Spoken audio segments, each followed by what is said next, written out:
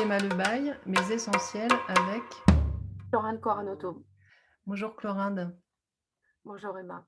ravie d'être avec toi aujourd'hui pour échanger sur la manière dont tu traverses, cette période inédite depuis près d'un an maintenant, du point de vue de ta création. Dans un premier temps, ce que je voulais te proposer, c'est de me raconter à quoi ressemblait ta vie d'avant. Comment se passait ta création, ta vie d'artiste? Avant Avant le avant premier confinement. avant le premier confinement et c'était une course, complètement folle, tellement riche, tellement intense, bien sûr, des histoires, d'art en partage, beaucoup sur les routes, beaucoup sur les chantiers, avec les personnes, construire avec, voilà des contacts parce que moi je pratique un art de contact.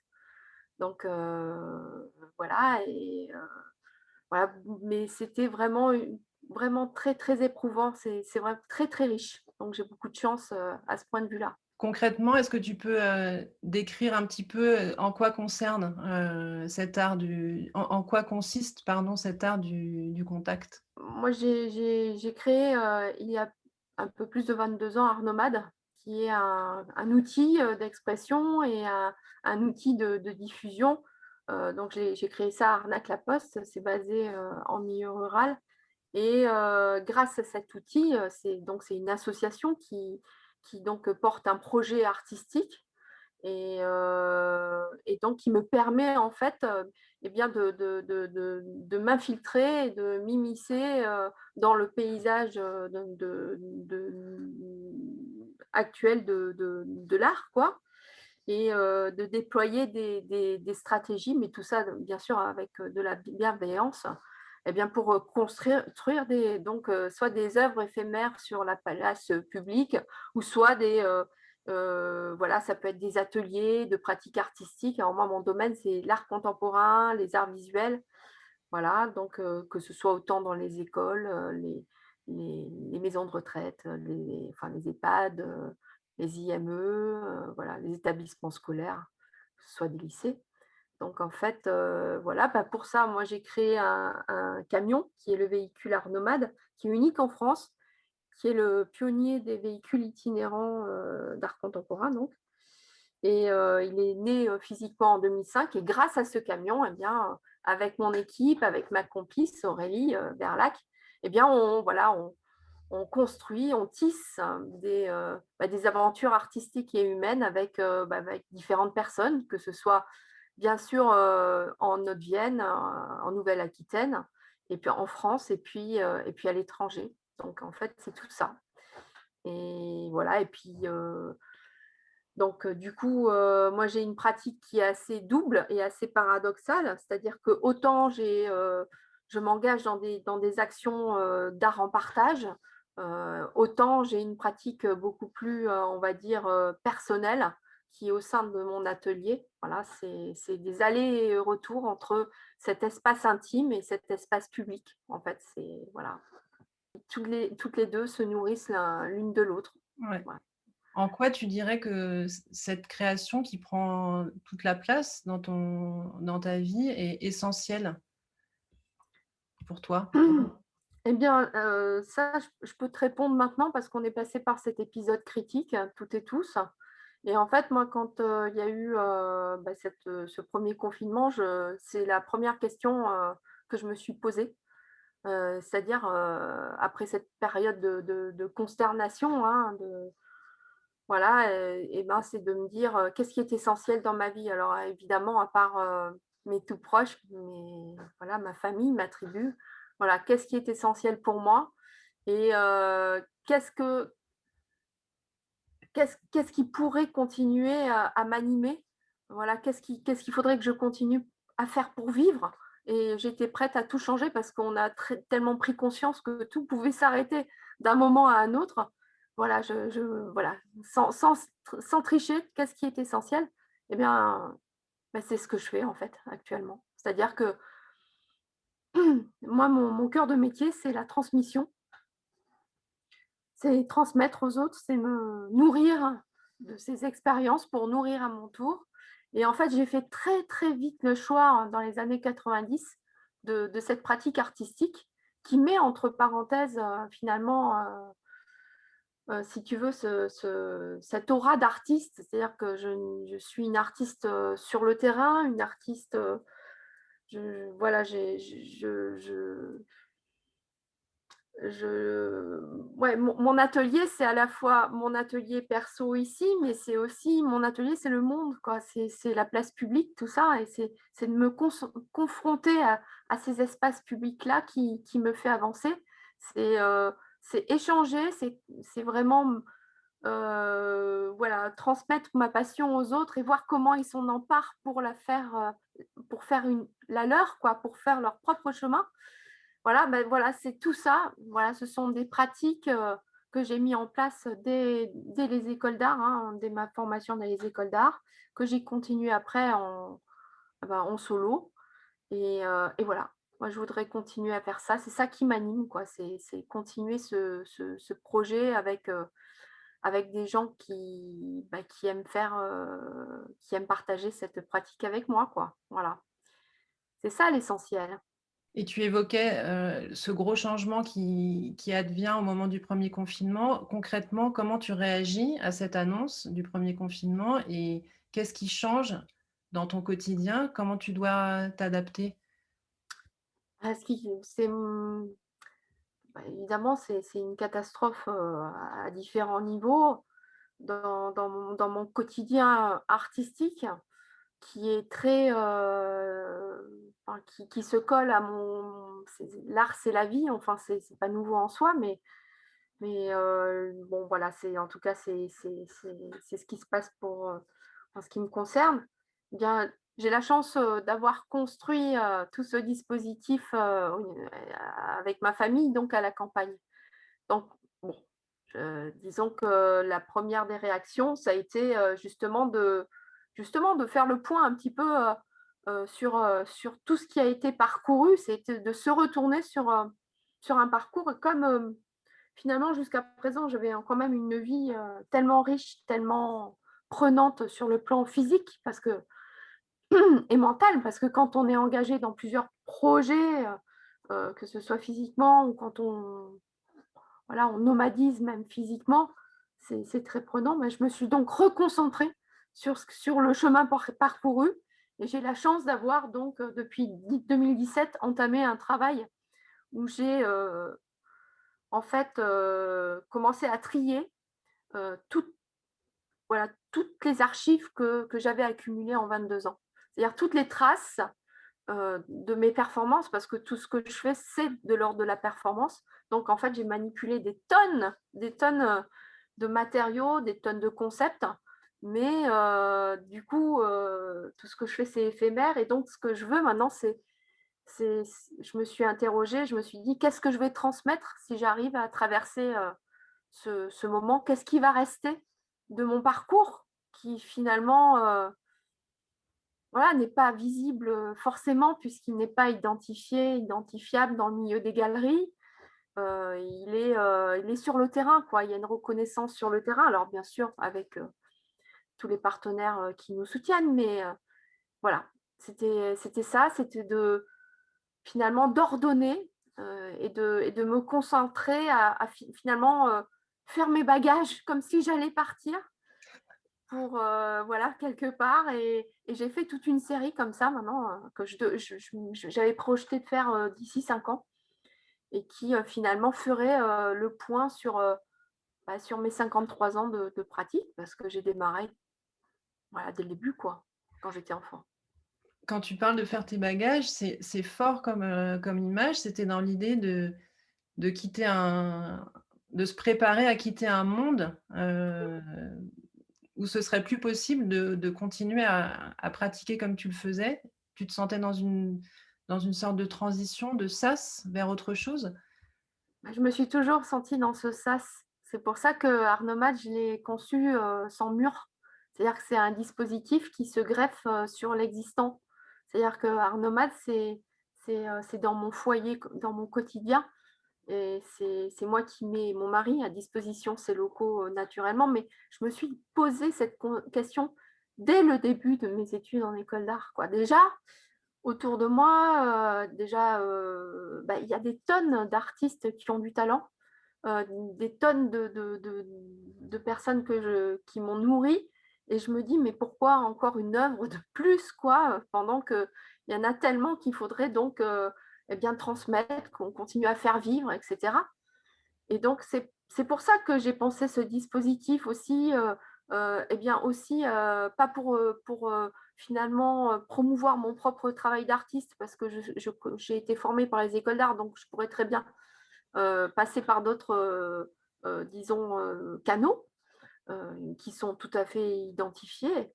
Mais c'était que je voulais vraiment voilà, donner la parole, en fait, l'opportunité à d'autres artistes que moi, eh bien de s'immiscer dans le quotidien des gens et voilà.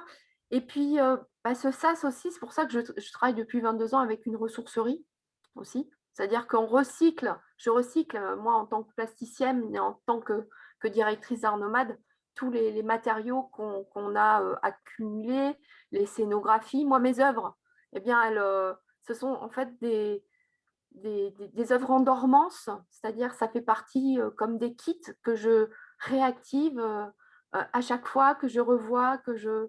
Voilà, c'est toujours dans le remploi et dans le réemploi que ça se situe. J'ai toujours eu cette préoccupation-là. Mais là, c'était encore plus fort, c'est-à-dire que il y avait vraiment cette question de la mortalité, quoi, enfin, la fragilité, enfin, que peut-être que je fuyais éperdument en me jetant à corps perdu dans toutes mes actions sur le terrain et puis aussi avec l'enseignement, puisque j'enseigne aussi à l'école d'art de Limoges. Voilà, voilà cet appétit, voilà, cet appétit de vivre et de partage, tout ça. Peut-être que c'était aussi une façon de fuir ces peurs-là, quoi. Et effectivement, je me suis préparée à partir, même, voilà, je me dis, bah, si je meurs, effectivement, bah, il va falloir justement garder l'essentiel de toute cette démarche, parce que bah, quand on meurt, justement, bah, c'est pas facile, tout ce qu'on laisse aux autres. Voilà, quand c'est pas dans les musées, bah, il va falloir que ce soit ma famille, mes proches, mes enfants qui s'en occupent.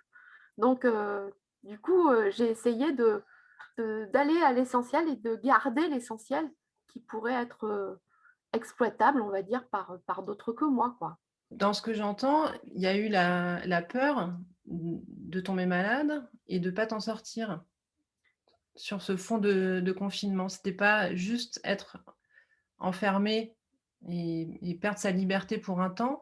Il y avait ce danger-là, cette menace qui a du coup déclenché le fait que tu te plonges dans tes archives pour en garder une trace concrète que tu es toi-même, à qui tu es donné forme toi-même.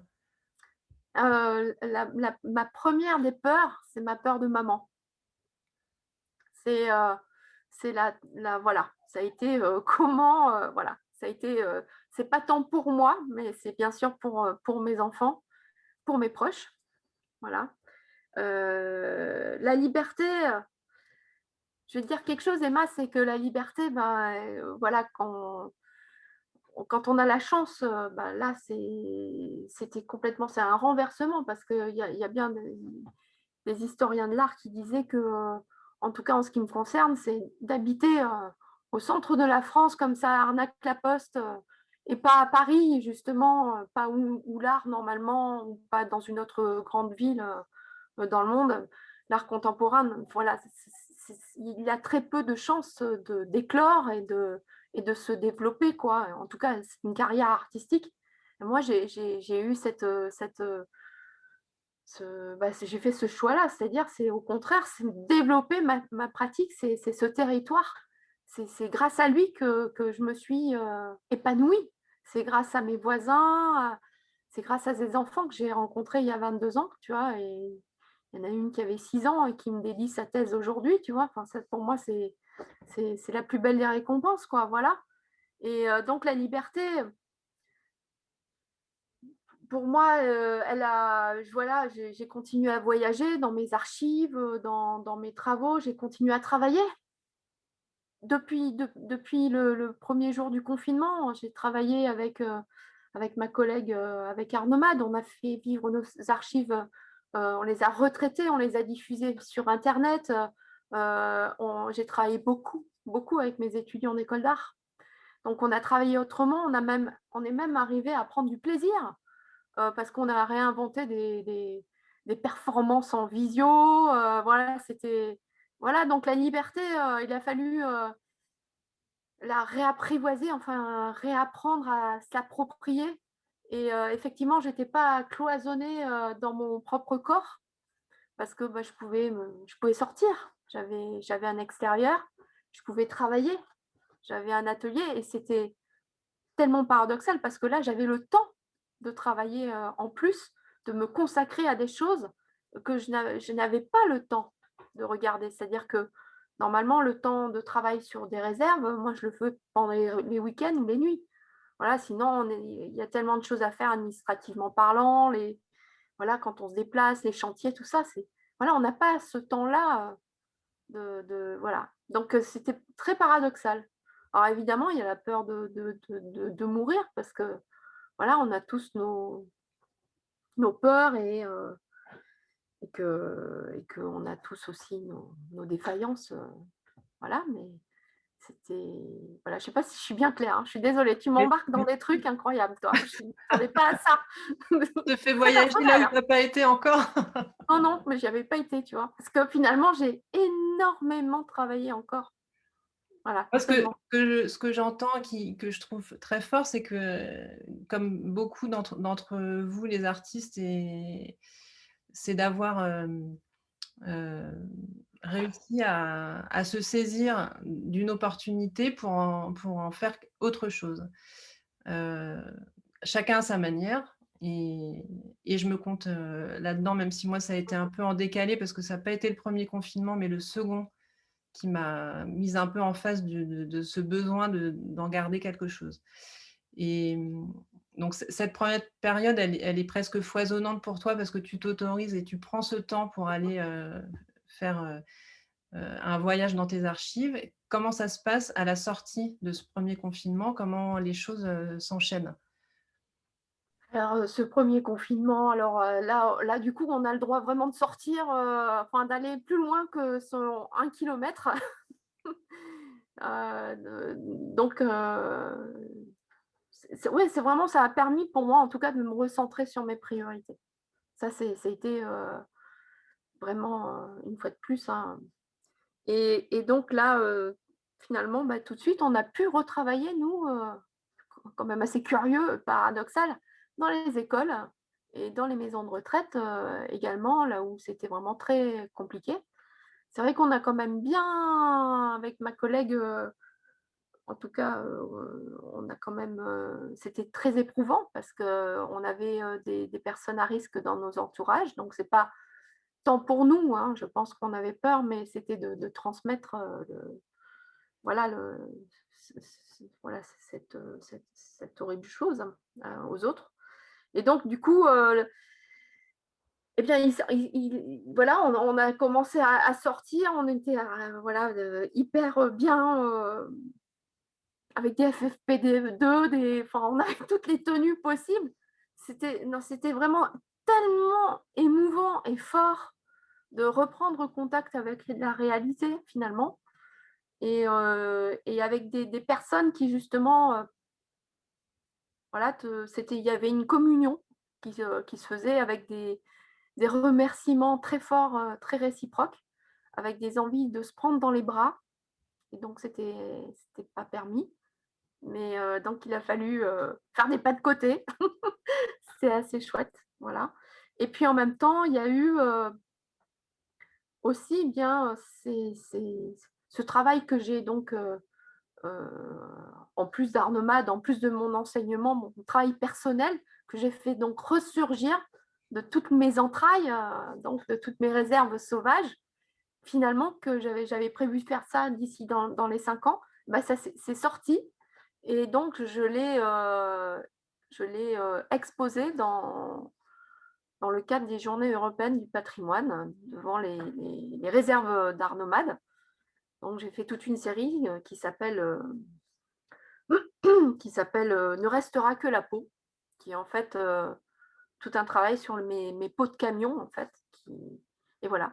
Donc, artistiquement parlant, j'aurais jamais pensé en être là maintenant. Ça m'a vraiment permis ouais, d'aller vraiment à la source, quoi, et d'aller dans les fouilles et de gratter, et d'en extraire vraiment ce qui m'importe finalement maintenant.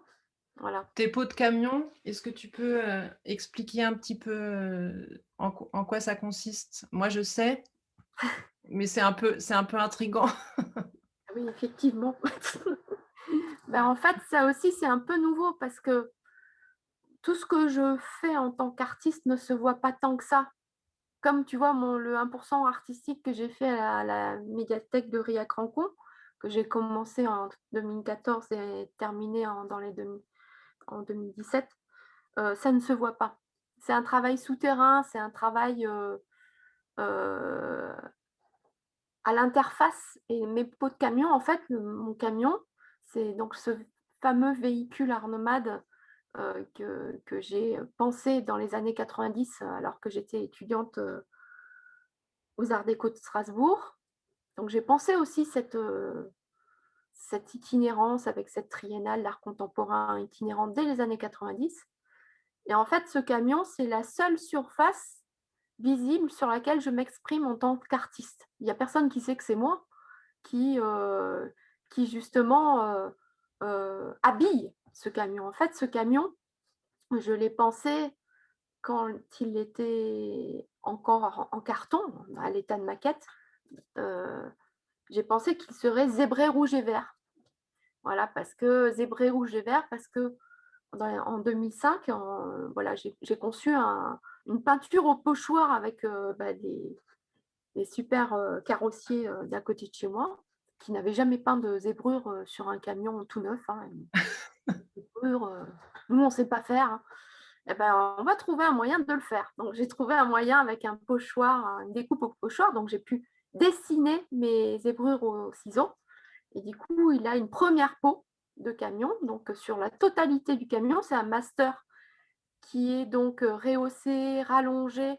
Parce que quand je suis arrivée ici, il y a 22 ans, je me suis dit, voilà, comment relier les différentes initiatives sur ce territoire très riche en initiatives en art contemporain. Et j'ai regardé autour de moi et je me suis dit, oh waouh, moi je venais du sud de la France, du sud-est. Hein. Je dis, waouh, il y a ces camions qui colportent la nourriture, tout ça, les camions. Et je me suis les camions épiciers. Et puis comme pour moi, l'art, c'est nourrir pour nourrir mon tour, je me suis dit, tiens, je vais utiliser voilà, cette façon-là de se déplacer sur un territoire, je vais me l'approprier et je vais, au lieu de mettre à la place de la nourriture dedans, je vais mettre de l'art contemporain qui est de la nourriture. Quoi. Voilà. Et du coup, voilà l'idée de ce camion. Il faut voilà, imaginer le camion de nos campagnes qui s'ouvre avec des haillons, des grands haillons, voilà, comme une scène sur le public, devant, derrière. Alors, on peut l'ouvrir, on peut le laisser fermer, on peut monter sur le toit, on peut déployer des choses autour, il peut y avoir des œuvres à l'intérieur d'autres personnes que moi. Mais moi, je me réserve l'extérieur.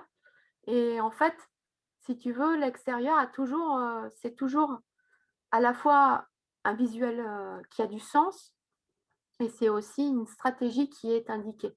Ces réserves sur ces réserves, cette première peau en peinture, c'était vraiment, j'étais partie au début, c'était basé à Arnac-la-Poste.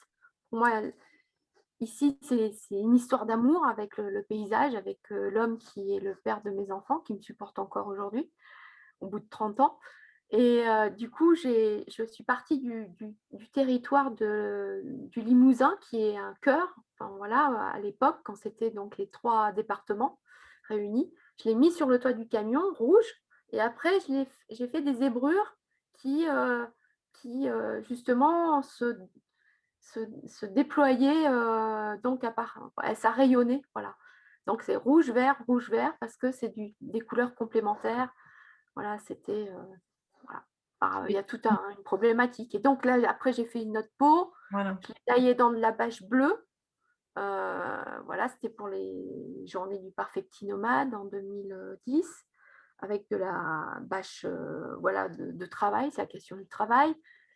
Donc, c'était une robe bleue. Après, j'en ai fait, oulala, c'était chouette, c'était une peau lumineuse, c'était une peau faite avec des auréoles découpées dans de la couverture de survie. C'était pour aller jusqu'aux ors de Venise, pour la première triennale Art Nomade, où on a rejoint la Biennale Art de Venise, où j'ai demandé à Paul Ardenne, je l'ai invité à être notre commissaire pour choisir des œuvres et nous conduire jusqu'aux ors de Venise. Donc, la peau de camion, c'est une peau d'auréole en couverture de survie. Et la particularité, c'est comme il faisait soleil, jusqu'à Venise, on avait une ombre lumineuse qui nous suivait tout le temps et qui était tout le temps avec nous. Voilà, ça c'est aussi une histoire personnelle. Voilà, après il y a eu la peau pixelisée de la deuxième triennale. Donc ça c'est un bug, c'est-à-dire que j'ai voulu mélanger l'image de Arnaque Laposte, mon bourg, et avec celle du camion blanc avec lequel le camion, à l'origine, il n'était pas peint, donc il était tout blanc. Donc, j'ai mélangé les deux images sur GIMP, un logiciel de traitement d'images gratuit d'ailleurs, ouvert à tous. Et ça fait un bug. Et donc, j'ai gardé cette image-là parce que pour moi, c'est cette espèce de pixels, de plein de couleurs. Ça me faisait penser aussi à la peau de Minecraft. Voilà, voilà, j'ai aucune a priori sur les artistes que j'embarque, ni sur les couleurs, ni sur les modes d'expression. Pour moi, ça prenait la diversité, quoi. Voilà.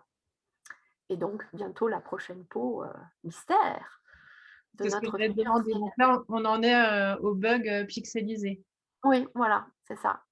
Là, on y est actuellement et j'arrive pas à le faire éplucher parce que ça, c'est un total covering, hein, comme on dit dans le métier. Donc, ce sont des professionnels.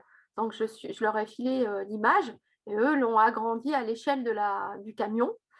Et donc, ils ont après recouvert avec un autocollant ce camion depuis 2018. Ça devait être prévu pour 3 mois et ils devaient l'enlever 3 mois après. Et en fait, on n'a jamais pu le faire éplucher, le véhicule Art Nomade, parce qu'on ne veut pas retourner à nos zébrures initiales. Et on veut, voilà, on veut garder, on veut toujours avoir une nouvelle peau, quoi. Voilà, Éplucher, ça veut dire enlever la couche que tu… ouais, c'est D'accord, ça. la couche… Parce que dessous, il y a les zébrures, en fait. Voilà. Ok. Et cette Donc là, série de peaux de camion, par contre, je l'ai faite vraiment à l'échelle de mon atelier. C'est-à-dire que le camion, là, tu vois, là, il y a mon nouvel atelier. Et sur ma droite, eh bien, j'ai fait au sol un gabarit de peau de camion, là où j'ai refait toutes mes peaux de camion. Voilà. donc là, on est en septembre et tu exposes tes pots de Oui, camion. Donc, c'est ça, 4. depuis le début du confinement, déconfinement, il y a une énergie qui semble plutôt positive pour traverser Totalement, tout ça. Depuis totalement. septembre, on est reconfiné, même si c'est sous une autre forme. Comment les choses se passent pour toi? Est-ce qu'il y a des choses qui sont remises en question? Comment ça se passe depuis? Alors, effectivement, en mars, j'ai zappé un truc, c'est que quand même, j'avais fait un énorme boulot justement de restitution de notre deuxième triennale Art Nomade, où on est allé jusqu'à Berlin, en s'arrêtant dans différentes villes. Et on a fait un énorme travail pour justement de restitution de cette expérience au territoire. Et donc, avec une grosse expo qui avait été faite sur mesure par rapport à la médiathèque de Bellac, plus une petite exposition itinérante qui passait de point lecture en point lecture, parce que c'est très important pour moi d'irriguer le territoire de cette façon-là. Et bing! Donc, cristallisation, confinement, du coup, là, voilà, ça a été un super succès, mais super rapide, quoi, de 15 jours. Donc, ça a été vraiment extrêmement violent parce j'ai mis vraiment plus d'un an à le préparer avec aussi ma collègue Aurélie. Et justement, le fait de cette violence-là, de ne pas pouvoir diffuser cette expérience, justement, ça nous a fait travailler sur d'autres supports, donc diffuser nos ateliers par internet, travailler encore beaucoup plus intensément sur cette petite exposition itinérante. Voilà. Et donc, du coup, après septembre, etc., on a continué de plus belle. C'est-à-dire qu'on a vraiment continué in situ, quoi. C'était très étonnant, hein, on avait bien sûr toutes les autorisations possibles, voilà, et on continuait à faire nos ateliers. Alors on a créé des espèces voilà, de stratégies pour toucher les gens, autrement que physiquement, quoi. Voilà, mais donc du coup, on a déployé, des techniques pour, voilà, pour continuer à construire, nos actions avec les gens. Ouais. Quoi, par Donc, exemple, comme tactique? heu Toucher et les gens bien sans les toucher physiquement? ouais. Et bah, c'est-à-dire que, par exemple, pour des ateliers, on conçoit des ateliers où ils peuvent, bon, c'était pas nouveau déjà, un peu, parce qu'on a toujours eu cette volonté-là, c'est-à-dire de laisser, aux personnes qui participent à nos actions, bah, ce qu'ils font, quoi. Alors des fois, les gens nous les redonnent parce qu'ils tiennent vraiment à nous remercier de tout cœur, et voilà. Mais voilà, on faisait des ateliers, avec des éléments vraiment où on les prenait avec, voilà, toutes les précautions, où on prenait ces matériaux-là et ce sont les personnes après qui se les appropriaient, ça faisait des liens, quoi. On avait des navettes, enfin plutôt dans un sens, voilà, où, c'était les matériaux qui faisaient le lien. Voilà, on ne se touchait pas, mais voilà, c'était assez marrant.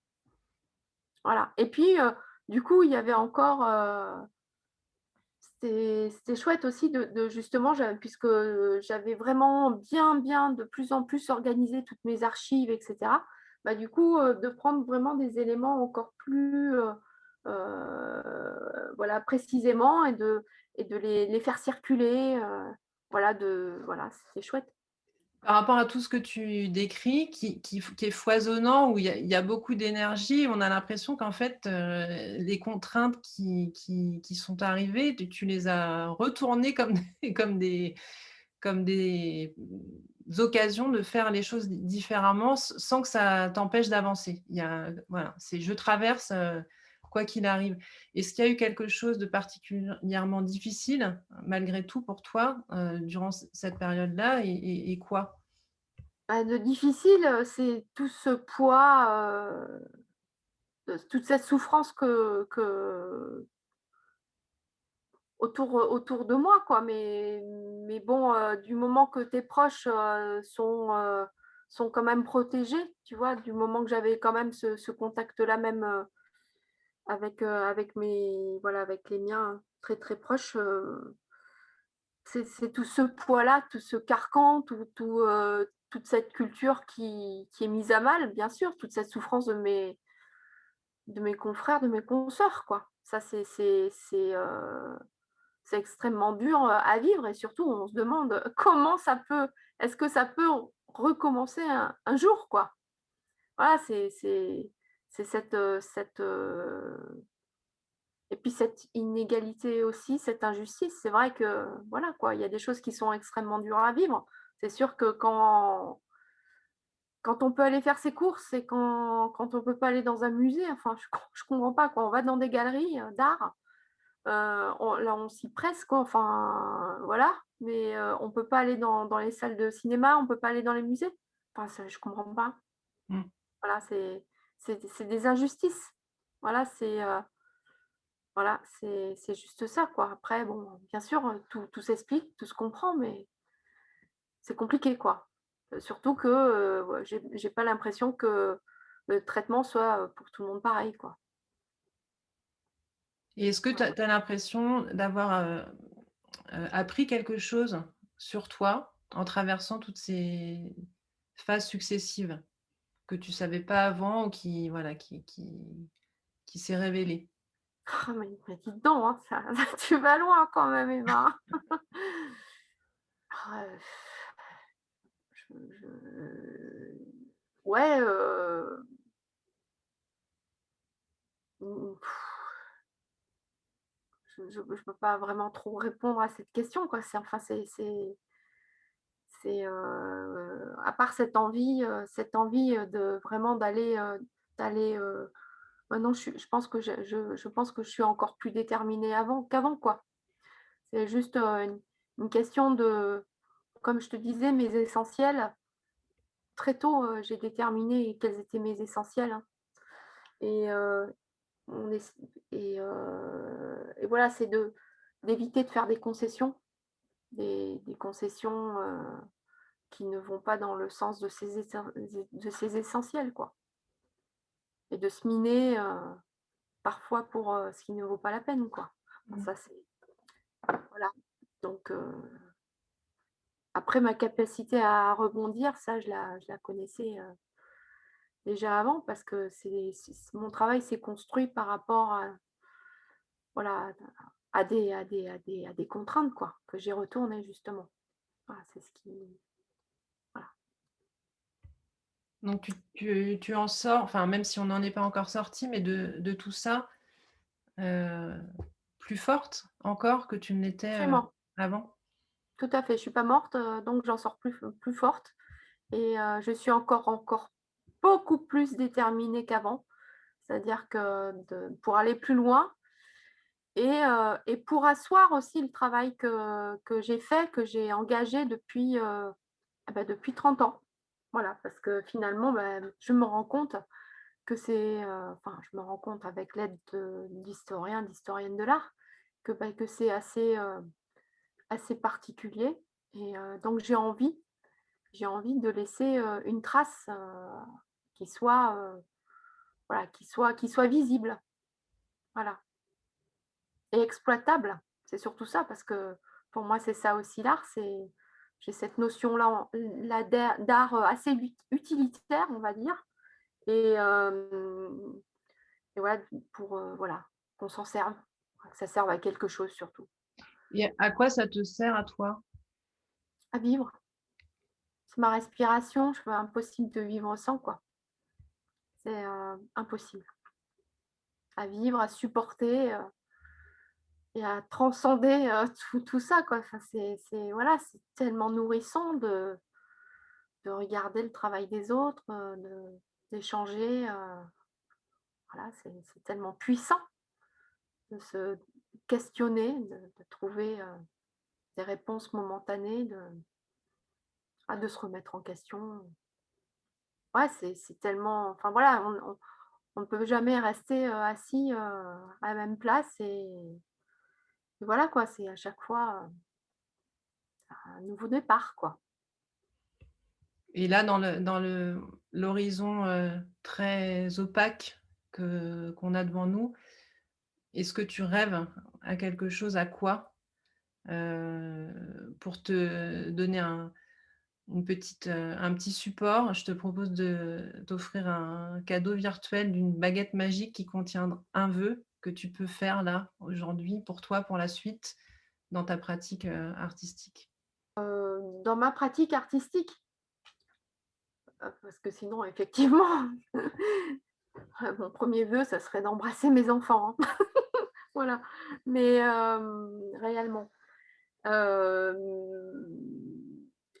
bah, ça serait de continuer enfin de revenir à nos pratiques, d'avant, parce qu'on était, je pense qu'on était vraiment raccord avec, toutes ces problématiques, environnementales, éco-citoyennes, ou même au niveau des droits d'auteur.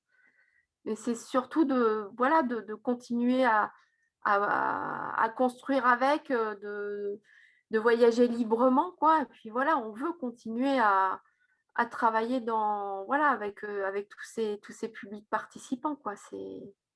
Voilà, on veut à nouveau ce rapport de proximité, quoi. Voilà, et voilà, c'est ça. Qu'est-ce qui te manque le plus par rapport à l'avant? C'est bien sûr, c'est ce besoin de liberté, de ne pas être, coincé avec toutes ces dérogations, c'est d'être libre de se déployer dans la vie comme on l'entend, quoi. Voilà, puis c'est d'aller voir des expos, c'est de me nourrir, quoi. Puis c'est voilà, c'est encore une fois de plus, c'est cet échange, ce contact qui me manque, le plus, c'est de voir l'expression des gens avec, ce masque-là bon après on arrive à supporter bien sûr, mais ouais, c'est pénible quoi. C'est voilà, c'est étouffant. Qu'est-ce que tu as la sensation de perdre, avec le masque, C'est, concrètement? c'est cette communion quoi qu'on a avec la personne avec qui l'on échange. C'est aussi, ce manque de lecture d'expression. Enfin moi j'ai même l'impression moi de moins entendre bien. Alors, c'est pour te dire, j'ai l'impression que je lisais sur les lèvres avant, que j'étais à moitié sourde parce Non, que mais moi aussi, je te rassure, hein. Je pense que on a pris conscience certains de ça, qu'en fait, on entend en regardant aussi c'est ça. et tout d'un coup, il y a plus l'image et moi, je suis comme toi, hein, je me suis crue un peu sourde et puis après je me suis dit: «Non, non, ça va, c'est normal». Ouais, voilà, ouais, c'est terrible. Mmh. Bon, pour conclure, après cet échange foisonnant, Clorine, je te propose de me décrire, l'image que tu garderais comme, la plus forte pour toi, depuis, presque un an maintenant de traversée inédite. Pour moi, ça serait plutôt un son. C'est, c'est le chant des hirondelles qui, qui, d'ailleurs, j'ai plusieurs ateliers. J'ai l'atelier des chauves-souris, parce qu'il y avait vraiment des chauves-souris, l'atelier des réserves des hirondelles, parce que, bah, si vous cherchez vos hirondelles en Nouvelle-Aquitaine, elles sont ici et voilà et en fait, c'est Élise Girardot qui est une critique d'art, et une auteure basée à Bordeaux qui a entamé un travail de recherche, sur nos archives, qui est venue, donc ici, juste, 3 jours avant le départ des hirondelles et ça lui a vraiment fait un effet, assez percutant et pour commencer, un texte elle a commencé à faire des enregistrements sonores. Elle a commencé, à faire son texte de critique par l'enregistrement de ce son des hirondelles qu'elle a diffusé dans le véhicule Art Nomade pour les Journées du patrimoine. Donc, j'ai l'image du véhicule Art Nomade. Donc, en plus, il avait toute une collection de rideaux, donc il avait des franges partout qui voletaient au vent. Et avec ces hirondelles, un son d'hirondelles à l'intérieur, alors que les hirondelles n'étaient plus là. Et de tous mes voisins autour, mes super voisins avec qui, voilà, qui construisent aussi ce projet-là et qui me disaient: mais attends, Clorinde, elles sont pas parties ces hirondelles? Je croyais qu'elles étaient parties. Et en fait, voilà, il y avait dans le cœur du véhicule Art Nomade, c'est ce son d'hirondelle qui diffusait et voilà. C'est l'image que je garderai parce que c'était un moment, assez magique où voilà, où il y a plein de gens qui sont venus, de très loin, venus voir ces pots de camion justement avec ces objets qui racontaient, ces ces pans de notre histoire et voilà, c'est ça l'image que je garde. Un peu d'espoir. Voilà. Et merci beaucoup, Clorinde, pour cet échange et pour ta confiance et je te propose qu'on se retrouve dans un an pour, continuer à échanger, sur ce qui nous arrivera d'ici là. On a encore un peu de mal à percevoir, si tu es d'accord. Eh bien, merci beaucoup à toi Emma pour, ta bienveillance et heu et voilà pour ton projet et puis oui, bah, oui, avec grand, grand plaisir, je te retrouverai dans un an. OK. Merci. Merci à toi.